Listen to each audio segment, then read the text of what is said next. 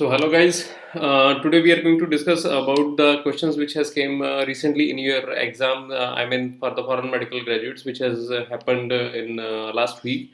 So guys, today we are going to discuss about the medicine part, and in medicine past I'm going to cover the questions which has been asked from pulmonary medicine or from endocrine. See guys, one thing was very clear. This exam was purely based upon that what we have discussed in the class. There was nothing from medicine, at least, which was came out of the syllabus or something which gave you some jitters like this thing. So majority of you people have done a very wonderful performance in the exam, and your faces, your confidence, and your speech is. As we discussed, is the hallmark that how you are going to achieve that success. So here comes the first question, and in the first question, the it says that the best treatment for an unconscious patient, middle-aged patient in the ambulance shall be which of the following? See, I have already limelighted the correct answer, so that it will be a very quick review that what you have marked and where you have done a mistake. Majority of you people have given the right answers. See, let's discuss one by one. The A option is carotid sinus massage. Now you see, there is carotid sinus massage is basically done in tachyarrhythmias, like in PSVTs. If the examiner wanted to know about the PSVTs, they would have given an ECG, but no ECG was given, no heart rate was given, so ECG is not given. Hence, the carotid massage sinus is not the answer. Now, let's say come to question option number C, call for help and take to ICU. Now considering this beta that you are in the ambulance already, here it is given that you are in the ambulance, so it means the help is already with you. Your staff, nursing staff, your technician, they all are with you, and already you are taking the patient. When you are in the ambulance, it means you are heading towards the hospital. Initially you are going to the triage, and then you are going to shift the patient to the intensive care unit. So this is not the answer. Observation, if you do an observation, we may end up losing that patient. So the best answer is like start the CPR and defibrillation. Patient is unconscious, beta. Unconscious means in if you follow that protocol of ACLS and BLS protocol, here it is written, tap the patient, try to awake the patient. If it doesn't start the CPR, push hard and fast. That is the CPR. Considering that you are in the ambulance, so in ACLS ambulance there is equipment which is called as defibrillator. So you can give the defibrillator. So this is the correct answer. B is the correct answer, right? So leading to question number second, a known case of sarcoidosis presented with nausea and vomiting. Serum calcium levels are 12.5 milligram percentage. Now this is a case of hypercalcemia, and in sarcoidosis there happens to be a hypercalcemia. This we have discussed in the class also. Which of the following is useful for this patient? Now let me show you that where we have discussed in sarcoidosis. Now you see, these are the notes where we have discussed in the class. In sarcoidosis, guys, this was the I'm showing you because I just wanted to tell you that how in a very precise manner and in a very good manner we have discussed about sarcoidosis, right? Okay, so this was the whole topic about the sarcoidosis we have discussed. And in coming straight point to the question they have asked, first of all, I gave you that very important hallmark that it is bilateral hilar in lymphadenopathy, and in sarcoidosis, if you see that the serum calcium levels will be increased and hypercalcemia is there. So hypercalcemia is there first of all, right? And in treatment, we have also discussed that it is a steroid responsive. We have to give the steroids, right? Coming back to the option, right? So steroids we have to give. So the glucocorticoids, see, this sarcoidosis is a steroid glucocorticoid responsive, prednisolone we have to give. Now second option is normal saline. So whenever there is hypercalcemia, we have to give a forced diuresis. How we do that forced diuresis? One way we have to give the normal saline, another way we have to give the simultaneously we have to give the injection Lasix, or let's say the furosemide. So what it will do, it will excrete the calcium from our body. That is called as forced diuresis. So let's write down forced diuresis will lead to decrease in the level of calcium. So bisphosphonates, obviously bisphosphonates are going to help them. These are the drugs which actually are given to reduce the calcium levels. So what we are left with? Mineralocorticoids. These are not recommended in a case of hypercalcemia, right? So this is the second question which has already came from the discussion which we had in our class, leading to question number third. Now, this is a case of thyroid disorder. Now, a 65 years old man presented with cold intolerance. One, slow anchor jerks. He is also a known case of hypertension. Thyroid function shows TSH is increased and a low. So, when I have discussed TSH with a decrease T3 or let's say T4 and T3, what is the appropriate management? See, I will straightway jump to the right answer over here. The answer is start a levothyroxine dose of 25 mg and increase dose gradually. Why we are choosing this question, this option as an answer, a correct answer? Because if let's say you are starting with 100 mg and decrease gradually, initially if you give a very high dose of levothyroxine, there will be chances that they are going to increase the oxygen consumption of the heart, and this oxygen consumption of the heart, it may lead to ischemia, or patient can have myocardial infarction, right? To prevent this, we have to gradually start and then gradually increase the dose based upon the symptoms and upon the lab reports. So the correct answer to this question is start a levothyroxine dose of 25 mg and increase the dose gradually. Okay, next question is, patient has episodic hypertension, palpitation and diaphoresis. See guys, this is a straightforward question. We have discussed this multiple times in the test and discussion, in the chanting session, and in the class. Let me go over here. So this question is of pheochromocytoma. Here is the pheochromocytoma topic which we have discussed, right? So here we have discussed the patient is having headache. Where are the clinical symptoms we have discussed over here? Let me go to the clinical part.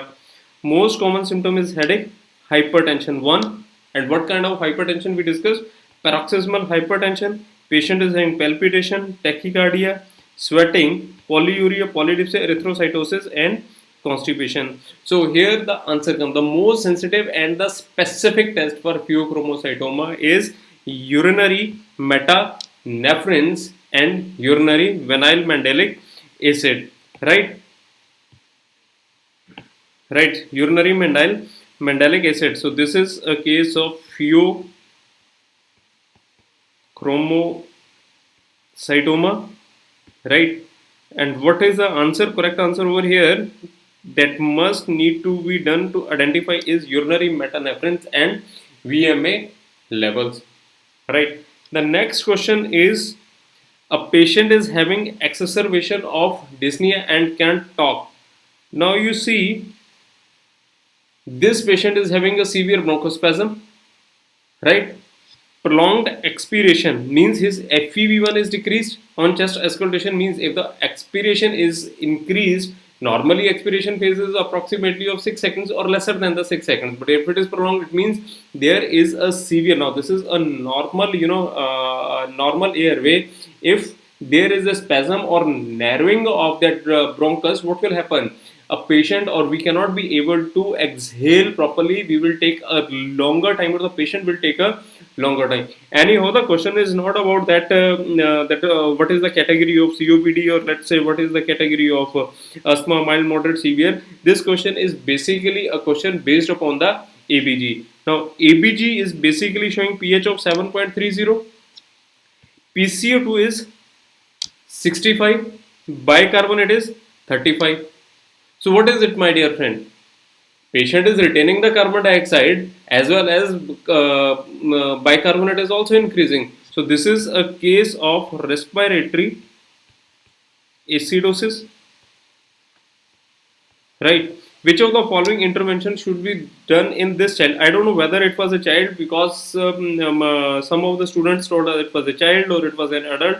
So let's not fight upon this child or this adult, right? So I am just removing this child word. Which of the following intervention should be done? So we know that we have to give a non-invasive ventilation support where we can actually set a BiPAP mode. By setting this BiPAP mode, we can actually try to take out or exhale or try to wash out that carbon dioxide which is getting retained. So why we have to give not to give soda bicarbonate? If we give the soda bicarbonate, my dear friends, there will be chances that this soda bicarbonate will parallelly increase the level of carbon dioxide. Fluid resuscitation is not required because patient may land up into a failure with this kind. Generally, patient, if they are asking about COPD, they are having some right heart failure. Also, ammonium chloride is never given. Right. So the correct answer is to wash out the COPD. We have to give an NIV sport. Right. BiPAP sport generally we give to prevent the respiratory acidosis. Okay. Next question is a 40-year-old patient with a 25-year history of working in a factory has presented with daily symptoms. Now, this daily symptoms of chest tightness is very important. Which industry he is likely to have been working in? Now, answer is textile industry. If you remember that in asthma, we have discussed about a very good topic, that is occupational asthma. Right? Why I have chosen that answer B as textile? Working in a factory, right? Working in a factory with daily symptoms of chest tightness. Now, see, my dear friend, this is also called as Monday morning symptoms. When this patient goes to the textile industry, whatever the antigen he is inhaling, it gives him a bronchospasm. So as soon, now you see in the question it is given has been working, it is associated with his working, right? So most likely this patient is working in a cement factory. It may come, but not so long, right? Initially this is an occupational asthma and allergic kind of asthma. As soon as this patient will leave this factory, his symptoms will get relieved of. So the answer is textile factory, and this, if in extended form, we get to know that this is an occupational asthma, right? Next question is growth hormone level is normal but IGF levels are low. So growth hormone makes it acts upon the liver and then it relieves insulin like growth factor 1, right? Diagnosis is, now you see growth hormone level is normal, means, my dear friend, pituitary is secreting growth hormone normally. Where growth hormone has to act? Growth hormone has to act upon the receptors. Suppose this is the receptor where this growth hormone has to act over here, right? So if there is a defect at the receptor level, what will happen? They are not going to stimulate the receptors, and the receptors are not going to release insulin, or they are not going to help in release of insulin like growth factor 1. This is basically a Lorentz syndrome, which we generally discuss in pediatrics, although we have discussed in endocrinology when we were discussing about the disorders of the pituitary. There I have shown you that the picture from the pituitary, it was getting released, growth hormone is getting released from the pituitary, it is acting, and then it is releasing that insulin like growth factor, and our linear bone growth is also increasing. There we have discussed. So here, my dear friend, the answer is growth hormone receptor defect, right?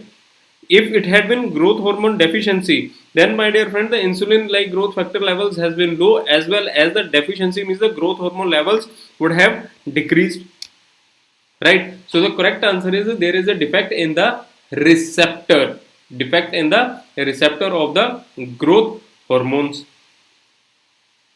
Okay, the next question is a 40-year-old patient, with a restrictive lung disease, lung defect, presents with dry cough.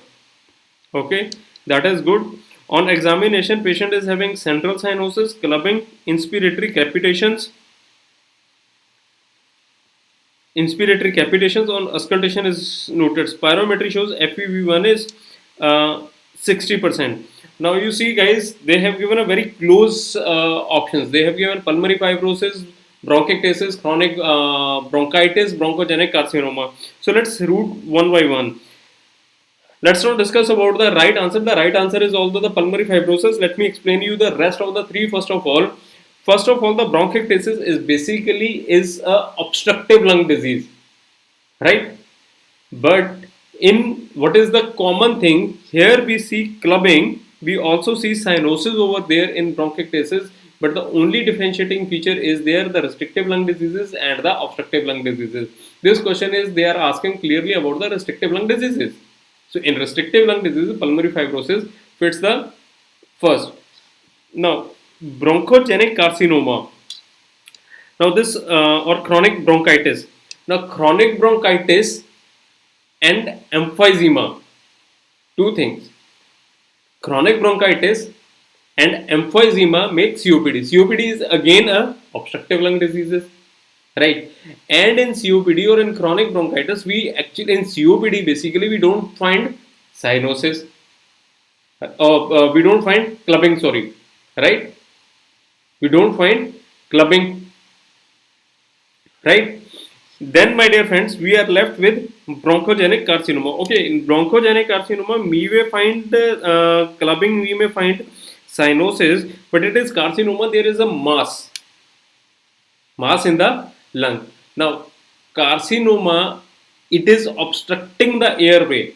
Obstructing means it is again coming in an obstructive lung disease. So what we are left with, this is pulmonary fibrosis, means the fibrosis is there which is not allowing or which is restricting the lung to expand. Hence, when it is not expanding properly, the oxygen which we are inhaling is not able to shift into the pulmonary vasculatures, and it is not able to get dissolved in the blood. Hence, patient is having some central cyanosis, and due to this cyanosis, patient is having clubbing. And due to fibrosis, there is crepitations on auscultations. Early inspiratory crepitations can be seen, right? Then spirometry will show also FEV1 of 60%. FEV1. So here the answer based upon the question restrictive lung disease is pulmonary fibrosis. Okay, this X-ray didn't came, but just for your better knowledge, I have added this X-ray. Snowstorm appearance is seen in. Now, upon the X-rays, you can see over here, these all are the marks like a snow wool or snow has fallen, right? So here the answer is silicosis. Sarcoidosis, I have shown you there is a bilateral hilar lymphadenopathy. So the answer is snowstorm appearance is seen in silicosis. Next is X-ray finding of COVID-19. Very classical question. We have discussed this. First of all, let's take honeycombing. Honeycombing is seen in bronchiectasis. So first of all, it is seen in bronchiectasis, right? A pical coin shadow, see a pical coin shadow, or it is also called as a solitary coin shadow or a coin shadow, right? So these are the pulmonary, nodules which we see. It can be seen in infective diseases like in tuberculosis. It can be seen in some malignancy, right? Whiteout lung, it is seen in ARDS. So in COVID-19 cases, what we see? We see ground glass opacities along the peripheries. We have discussed this in the class also. Next question is investigation of pulmonary embolism. Very straightway question. Investigation for pulmonary embolism will always remain pulmonary angiography. CT pulmonary angiography. Ultrasound we do or Doppler we do. See, ultrasound of the what we call it as lower limbs or the Doppler test. Doppler test basically we need to check the flow. Is there any blockage or not? I don't know why they have given the ultrasound. Right, CT chest can be done. CT chest to know the filling defect. But if they ask the investigation of choice, then it is always a pulmonary angiography where you can see actually where is the defect. Now, this is a very classical question we have discussed in the class, that we have discussed during the session of respiratory and in COPD, when we were discussing about the goals, criteria, or how to give the treatment to a case, mild, moderate, severe, or acute exacerbation of COPD. Now, in this question, they are asking a patient who is a non-case of COPD, and already you have given a salmeterol, and still his dyspnea is not getting settled down, and still has dyspnea on exertion. Which is what drug will be given next? Now you see salbutamol. Now you see, let me recall you back. We discussed that in COPD, what are the preferred drugs? Preferred in the sense, if we have to segregate between the beta 2 agonist, or we have to differentiate between the anticholinergic drugs. I told you clearly that, or we have discussed clearly that in COPD, the parasympathetic, due to smoking, the parasympathetic tone is higher. So if the parasympathetic tone is higher, they are going to release acetylcholine. If acetylcholine is getting released, then what will be the effect? They are going to cause bronchospasm.